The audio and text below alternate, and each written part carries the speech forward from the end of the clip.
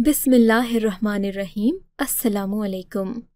मैं और उमैर बहुत अरसे से एक दूसरे से मोहब्बत करते थे। मेरे घर वाले मान नहीं रहे थे, सो उमैर ने मुझसे कहा कि तुम मेरे साथ भाग कर मेरे शहर सखर चलो। मैं उससे बहुत मोहब्बत करती थी। बहुत दिन सोचने, अम्मा अब्बा से मशवरा करने के बाद मैंने सोच लिया कि मैं अब इस घर में नहीं रहूँगी, क्योंकि घर में कोई भी मेरी बात मानने को तैयार नहीं था। तभी एक अंधेरी रात में अपने मुकद्दर को मज़ीद अंधेरों से भरते हुए मैं अपने घर से निकली थी। मेरे घर की दहलीज पार करते हुए मैंने एक बार भी अपने माँ बाप की इज़्ज़त के बारे में नहीं सोचा था। सोचा होता तो मैं उमैर के साथ इतनी भयानक झुके पर ना आती। बहरहाल मैं बाहर आई तो वो मेरा इंतज़ार कर रहा था। गाड़ी में बिठाकर वो मुझे एक मस्जिद में ले गया। उमैर की अच्छी बात ये थी कि वो मुझसे मुखलिस था। उसने कभी अपनी हद पार करने की कोशिश नहीं की थी। उसने सीधा मुझसे निकाह किया और फिर साथ ही साथ मुझे बाज़ार से एक शादी का जोड़ा भी ले कहा, इतनी रुकी फीकी शादी मुझे नहीं करनी, तुम मुझे एक उरूसी जोड़ा तो पहना दो। उसने ऐसा ही किया। फ़ौरन से जाकर 8-9 हज़ार रुपये का जोड़ा खरीद लाया, जो कि उसकी पहुँच से बाहर था, पर फिर भी वो मुझे दुल्हन बना देखना चाहता था। मुख्तसरन उसने मुझे वो लिबास ला कर दिया। यूँ मैं पहनकर उमैर की दुल्हन बन गई। उसने मुझे ट्रेन में बिठाया और हम लोग सखर की तरफ रवाना हो गए थे। मेरा दिल ज़ोर ज़ोर से धड़क रहा था, क्योंकि आज के बाद मैं एक अनजान शहर और अनजाने लोगों में जा रही थी। मुझे नहीं पता था कि मेरे मुकद्दर में क्या लिखा है, बस मुझे अच्छे की उम्मीद थी। मैंने उमैर से कोई बात नहीं की थी, सिवाय इसके कि वो मुझे मेरे घर से दूर लेकर जाए, जल्द अज जल्द। मैं नहीं चाहती मेरा कोई भी ख़ानदान का फ़र्द मुझे देख ले। सुबह के 4 बजे हम लोग अपने ट्रेन की स्टेशन पर पहुंच चुके थे। वहां से एक लोकल गाड़ी के ज़रिए मुझे उमैर के गांव तक पहुंचना था। उमैर ने जल्दी जल्दी मुझे एक काली चादर ख़रीद कर दी और बोला, ख़ुद को अच्छी तरह ढक लो, किसी को पता नहीं चलना चाहिए कि तुम एक रात की दुल्हन हो। अगर किसी को पता चल गया तो बहुत बुरा होगा। क्यों भाई, क्या तुम्हारे इलाके और शहर में दुल्हन बनना कोई जुर्म है? मुझसे ऐसे बातें मत करो। मैंने उमैर को डांट दिया था। उमैर खुद भी 20-22 साल का था। वो बेचारा मेरे सामने क्या बात करता।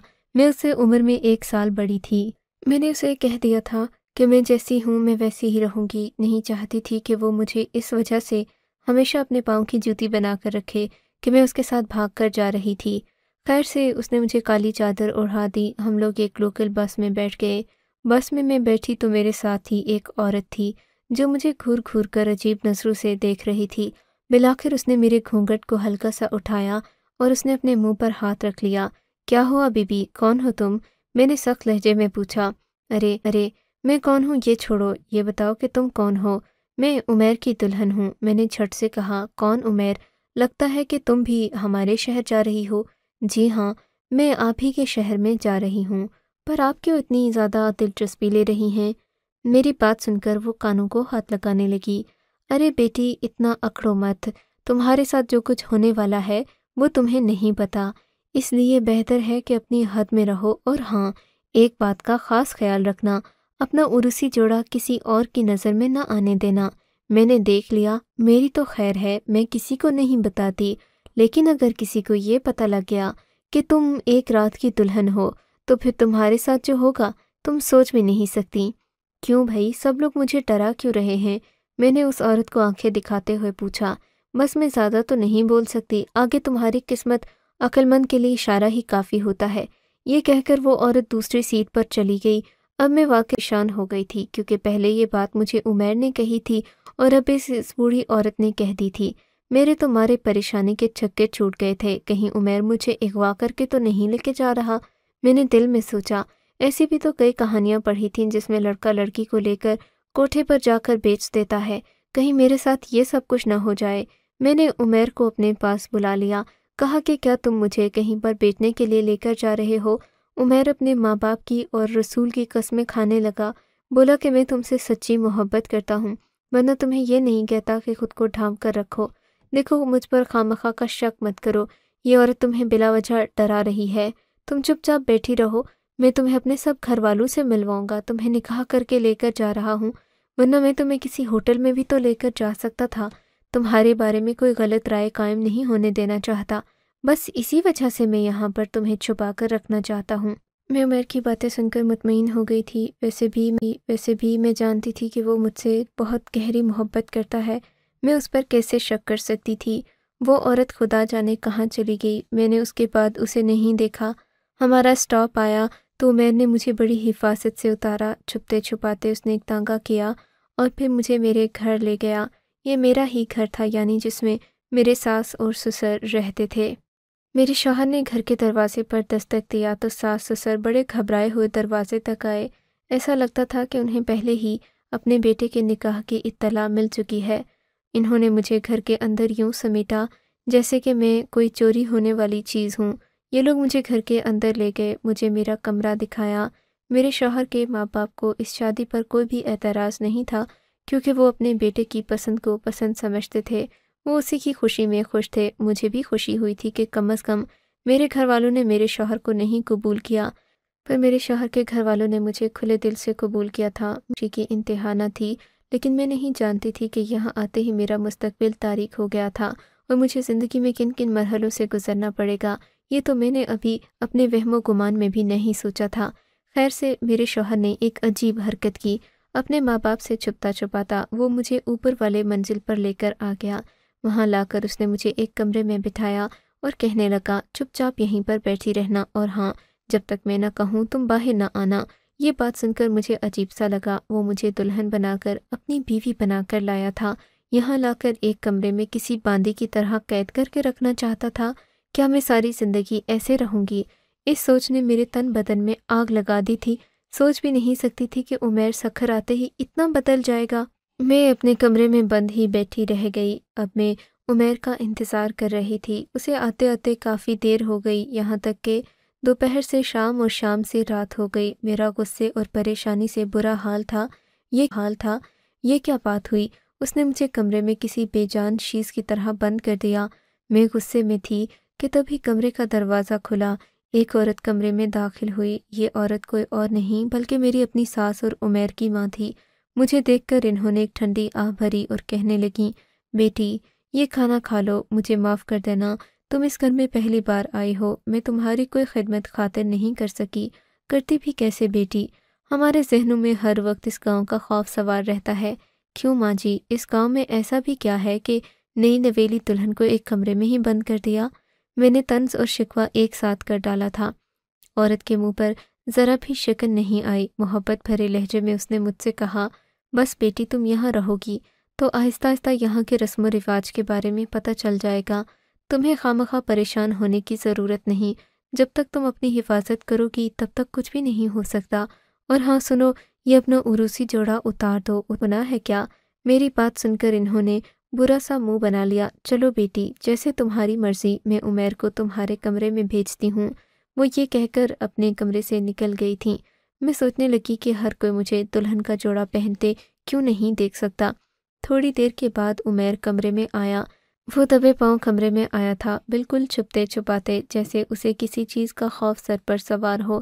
میں نے اسے دیکھا تو حیران رہ گئی، اس کے ہاتھ میں کوئی چیز نہیں تھی، وہ خالی ہاتھ میرے کمرے میں آیا تھا۔ عمیر، آج ہماری شادی کی پہلی رات ہے اور تم میرے لیے کچھ بھی نہیں لائے، میں نے شکوہ کیا۔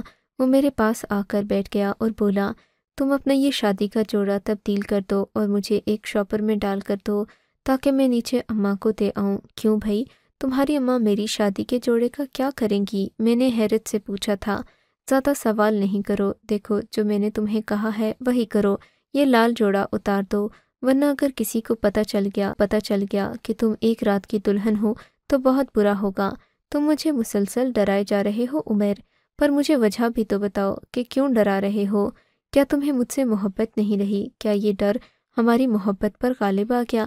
میری بات سن کر عمیر نے اپنا سر پکڑ لیا۔ ایسی بات نہیں ہے، خدا کے لیے میری بات کو سمجھنے کی کوشش کرو، اپنا عروسی جوڑا اتارو اور مجھے دے دو۔ میں نے تمہیں دیکھ لیا ہے، دیکھو تم میرے لیے تیار ہوئی تھی، میں تو تمہیں دیکھ چکا ہوں نا، اب یہ جوڑا اتار دو اور میری ماں کو دے دو۔ میں پہلے ہی دن کوئی بحث کر کے سارا موڈ خراب نہیں کرنا چاہتی تھی، اس لیے میں نے عمیر سے مزید بحث نہیں کی۔ ساتھ ہی بنے کمرے میں جا کر میں نے وہ جوڑا تبدیل کر لیا تھا، لیکن میرے پاس سوٹ کیس میں ایک انتہائی خوبصورت لال رنگ کا اور جوڑا تھا۔ میں نے سوچ لیا تھا کہ کل دوپہر کے وقت میں وہی پہنوں گی، چاہے عمیر جو مرضی کہے۔ میرے جوڑا اتارنے پر عمیر خوش ہو گیا۔ وہ اس نے جا کر ایک بیگ میں رکھا اور اپنی ماں کو دے آیا۔ واپس آیا تو اس کے چہرے پر تاثرات تھوڑے ہلکے تھے۔ اب وہ خوش لگ رہا تھا۔ بس خیریت سے ہمارا ایک بچہ ہو جائے تو پھر کوئی کچھ نہیں کر سکتا۔ کیوں بھائی، کوئی کیا کرے گا؟ تمہیں کس بات کا ڈر ہے؟ میں اپنے گھر والوں کو تو سمجھ سکتی ہوں، پر تمہارے گھر والے تو کوئی زور زبردستی بھی نہیں کر رہے، پھر تم کس بات کا خوف کھا رہے ہو؟ میری بات سن کر عمیر چپ ہو گیا تھا۔ خیر، پھر ہم اپنی راز و نیاز کی باتوں میں گم ہو گئے۔ صبح ہوئی تو فجر سے پہلے میرا شوہر اپنے کمرے سے چلا گیا۔ جاتے جاتے دروازہ بند کرنا نہیں بھولا۔ مجھے بہت برا لگا تھا۔ کبھی تو اس کو میرا خیال کرنا چاہیے، میں کوئی قیدی تو نہیں کہ رات کے وقت میرے پاس آئے اور پھر صبح اٹھ کر چلا جائے۔ سوچ سوچ کر میرا برا حال تھا۔ میں نے دروازے پر زور زور سے دستک دینا شروع کر دی۔ یہ صبح کے تقریباً 7 بجے تھے۔ میری ساس گھبرائی ہوئی اوپر آئیں۔ انہوں نے دروازہ کھولا اور پوچھنے لگیں، کیا ہوا ہے بیٹی، تم اتنے غصے میں کیوں ہو؟ میں نے کہا، یہ کوئی طریقہ ہے؟ ایک رات کی دلہن کو کمرے میں بند کر کے رکھا ہوا ہے۔ بس تم تھوڑے دن ادھر ہی رہو بیٹی، ہمیں نیچے والے گھر میں کوئی کام کروانا ہے، بس اسی لیے تم کو یہاں رکھا ہے۔ ہاں تو کیا ہوا؟ میں کون سا آپ کے مزدوروں کے ساتھ بیٹھ کر کوئی چیز چوری کر لوں گی؟ مجھے نیچے رہنے کا حق نہیں ہے کیا؟ میری باتیں سن کر میری ساس بھی گھبرا گئیں۔ بولیں کہ ٹھیک ہے، جیسا تم کہو گی میں ویسا ہی کرتی ہوں، نیچے آ جاؤ، لیکن اگر عمیر نے تمہیں ڈانٹا یا کچھ کہا تو میری ذمہ داری نہیں، عمیر کو میں سنبھال لوں گی، آپ مجھے اس قید سے تو نکالیں۔ یہ کہہ کر میری ساس مجھے نیچے لے کر آ گئیں۔ عمیر پتہ نہیں کہاں گیا تھا۔ مجھے دیکھ کر وہاں بیٹھی ایک اور عورت جیسے چوکنی ہو گئی۔ میری ساس سے پوچھنے لگی، یہ کون ہے؟ میری ساس نے اسے کہا کہ میری دور پار کی رشتہ دار ہے۔ میں اپنی ساس کا منہ دیکھنے لگی۔ دل میں سوچا کہ یہ لوگ کتنے بڑے منافق ہیں جو مجھے لوگوں سے چھپا رہے ہیں۔ عقل اتنی بری تھی کہ مجھے سب سے چھپایا جا رہا ہے۔ دل میں سوچ سوچ کر مجھے بہت برا محسوس ہو رہا تھا، لیکن کیا کرتی؟ اس گھر میں سب سے لڑائی جھگڑا بھی نہیں کر سکتی تھی۔ میں تو یہاں ایک بہو بن کر آئی تھی اور میرا کام سب کو خوش رکھنا تھا، نہ کہ سب سے لڑائی جھگڑا کرنا۔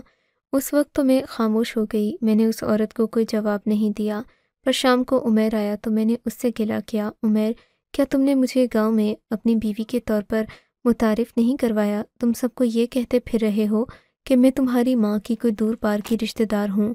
آخر مجھ میں کمی کیا ہے جو تم مجھے اپنی بیوی سب کے سامنے تسلیم نہیں کر رہے؟ عمیر میری بات پر خاموش ہو جاتا۔ بس ایک بار تمہارے پیٹ میں میری اولاد آ جائے تو میں سب کو بتا دوں گا کہ تم میری بیوی ہو۔ کیوں بھائی، میں کوئی تمہاری کنیز ہوں کہ اگر بچہ پیدا نہیں کیا تو تم مجھے طلاق دے دو گے؟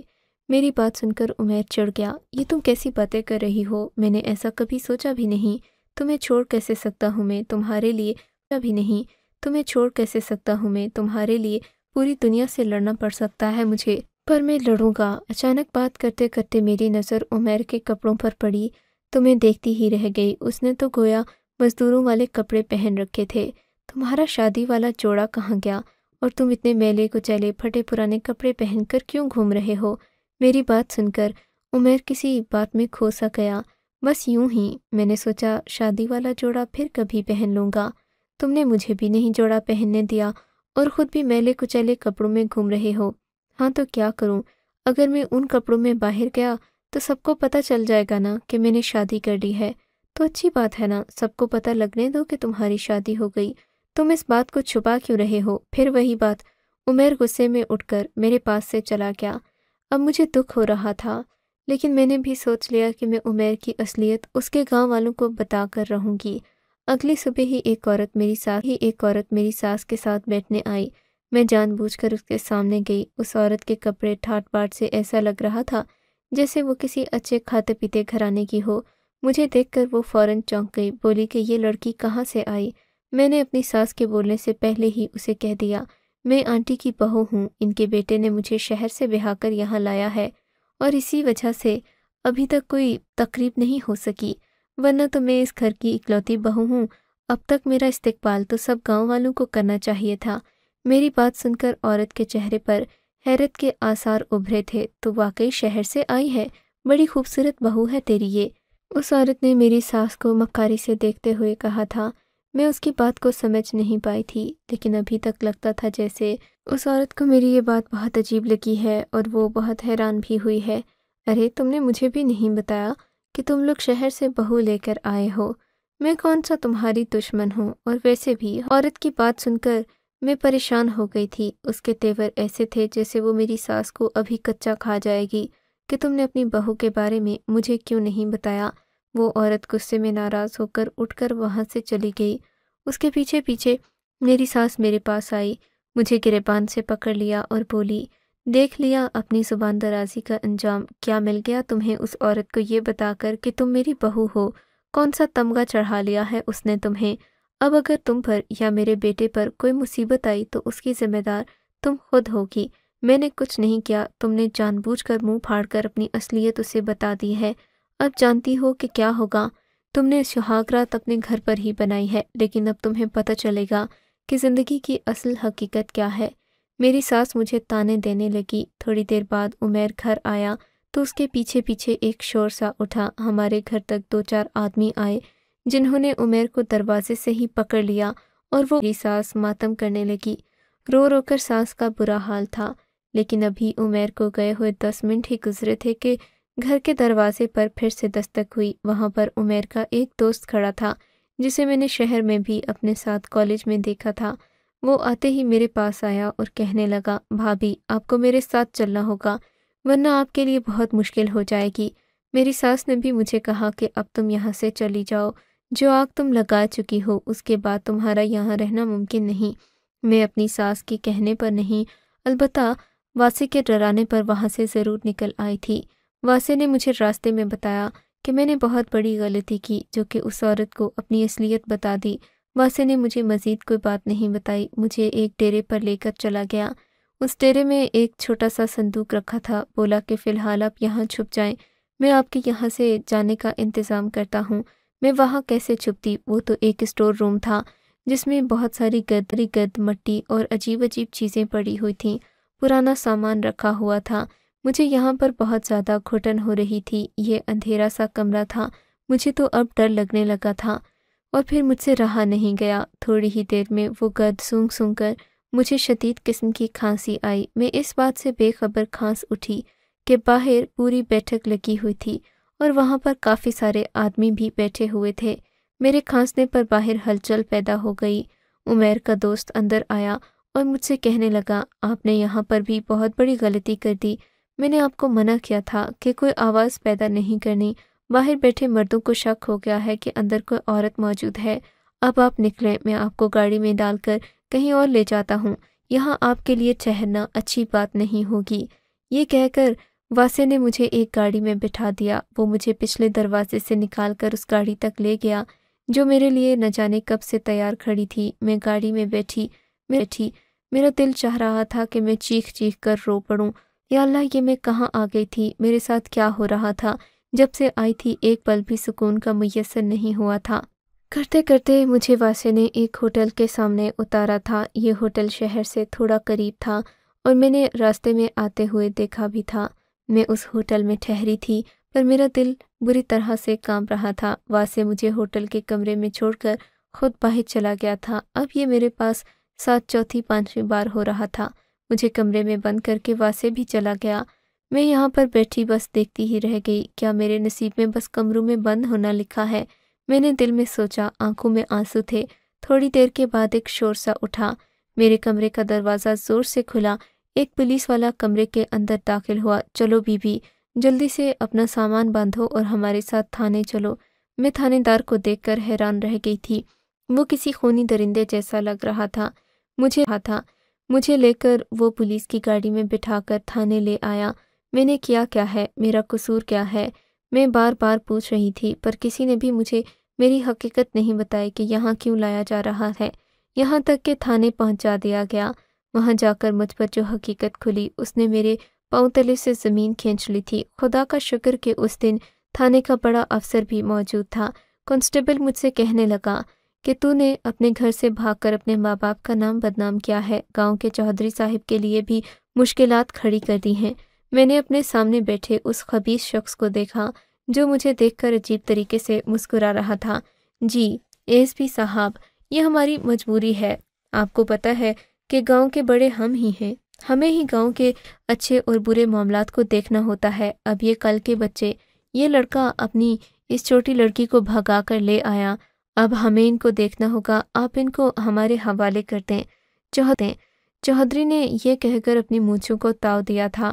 آپ کون ہوتے ہیں گاؤں کے بڑے؟ کیا آپ ان کے ماں باپ ہیں؟ یہ سن کر چوہدری کا رنگ پیلا پڑ گیا۔ میں اس گاؤں کا مکھیا ہوں اور آپ مجھ سے اس لہجے میں بات مت کریں، گاؤں کے سب لوگ مجھے جانتے ہیں۔ پر اس آدمی نے چوہدری کی باتوں کی کوئی پرواہ نہیں کی، الٹا میرے سامنے جو سچ اگلا اس نے تو مجھے کہیں کا نہ چھوڑا۔ میں اچھی طرح جانتا ہوں چوہدری صاحب کہ آپ ان شادی شدہ جوڑوں کے ساتھ کیا کرتے ہیں اور کس وجہ سے آپ شادی شدہ لڑکیوں کو اور ان کے شوہروں کو اپنے ہی گھر میں بنے تہہ خانے میں بند کرتے ہیں۔ سزا دینے کے اور بھی طریقے ہوتے ہیں، سزا برائی کو روکنے کے لیے دی جاتی ہے، پر سب سے بڑی برائی تو آپ کے اندر موجود ہے۔ آپ کی اس ہوس نے گاؤں کی کتنی لڑکیوں کے گھر اجاڑ دیے، کتنی نے خودکشی کر لی، اور اب آپ چاہتے ہیں کہ یہ رسم لوگ اندھا اعتبار کر کے اس پر عمل کرتے رہیں۔ آپ کس منہ سے انہیں اپنا چھوٹا اور خود آپ کے پاس کوئی اختیار نہیں ہے اور یہ قانوناً ایک جرم ہے۔ اگر میں چاہوں تو ابھی آپ کو سلاخوں کے پیچھے بند کر سکتا ہوں، پر میں آپ کو تھوڑی مہلت اور دیتا ہوں کہ آپ سنبھل جائیں، ورنہ میرے ہاتھ بھی بہت لمبے ہیں اور قانون سے لمبے ہاتھ کسی کے نہیں ہوتے۔ اے ایس پی صاحب نے جو بات چوہدری کو کہی تھی اس نے میرا دماغ کو صاف کر دیا تھا۔ جان گئی تھی کہ میرا شوہر مجھے کیوں چھپاتا پھر رہا تھا اور کیوں نہیں چاہتا تھا کہ گاؤں میں کسی کو بھی ہماری شادی کے بارے میں پتہ چلے۔ سچ ہے کہ عورت کی عقل بہت کم ہوتی ہے، وہ جذباتی فیصلے کر کے نہ صرف خود کو بلکہ آس پاس کے لوگوں کو بھی بعض اوقات مشکل میں ڈال دیتی ہے۔ وہ تو اللہ کی مہربانی کہ اس نے میری عزت کو محفوظ رکھا، ورنہ نہ جانے میرے ساتھ بھی کیا ہوتا۔ اللہ کی مہربانی کہ اس نے میری عزت کو محفوظ رکھا، ورنہ نہ جانے میرے ساتھ بھی کیا ہوتا۔ آپ کو اگر یہ کہانی اچھی لگی ہے تو اس ویڈیو کو لائک کیجیے اور اس طرح کی مزید کہانیاں سننے کے لیے ہمارے چینل کو ضرور سبسکرائب کیجیے۔ کہانی سننے کا شکریہ۔ آپ سے ملاقات ہوگی اگلی ویڈیو میں، تب تک کے لیے اللہ حافظ۔